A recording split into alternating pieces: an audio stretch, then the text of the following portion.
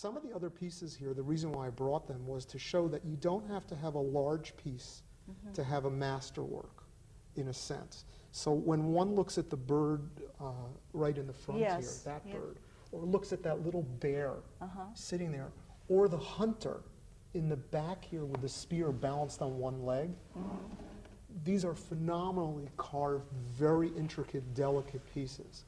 And recently, some of the top artists have been doing even smaller pieces than that bear, than the little squatting bear, just kind of to show, I think, we could do it. You know, we don't have to make huge pieces.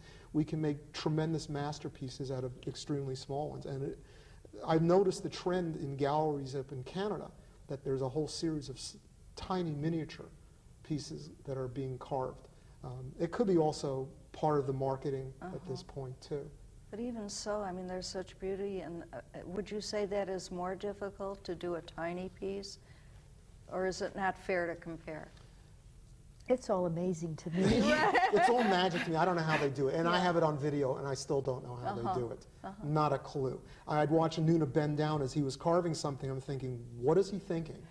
And then he gets up and starts working again.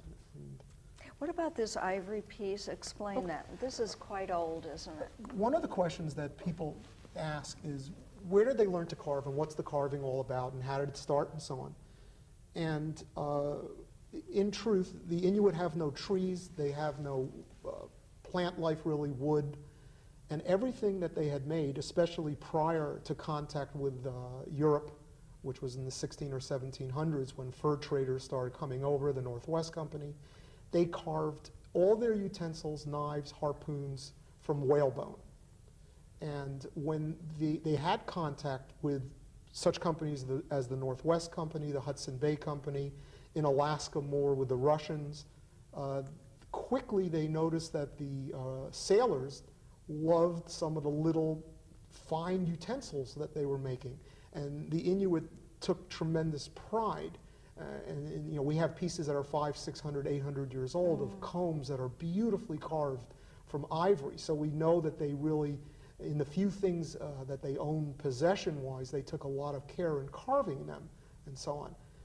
This is an example of probably Russian, it's from Alaska, probably late 1800s, of a Inuit carved cribbage board.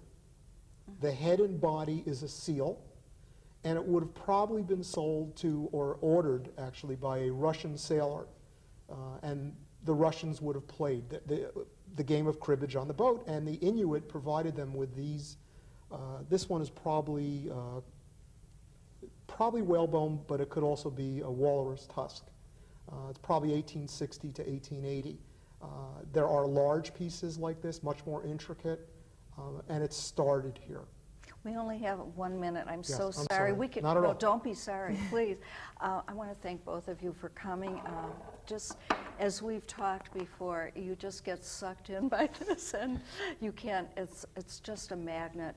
Thank you so much for having us. Thank you for having My us. pleasure, and I'm so rewarded by having you here. Thank you so much. Thank you Thank very you. much. We hope you'll come back, and you're We'd going love to. to.